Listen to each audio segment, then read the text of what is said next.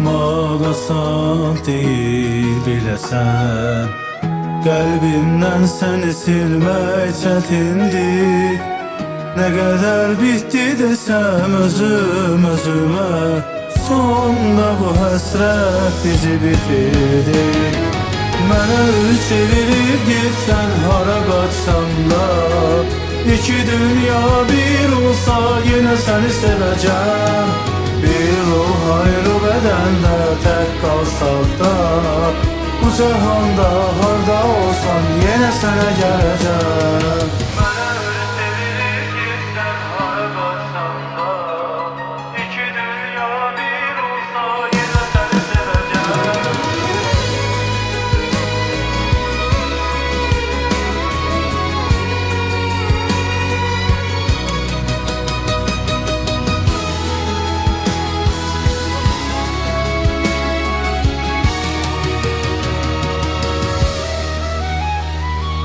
Xəyallar, arzular qaldı yarımçıq.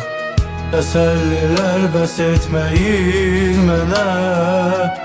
İndi sən yoxsan mənim yanımda, İşıqlı dünyam olub qaranlıq.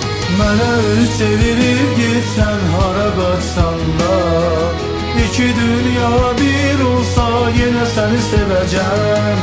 Bir ruh ayrı bədəndə tək qalsaq da, bu cəhanda harda olsam yenə sənə gələcəm.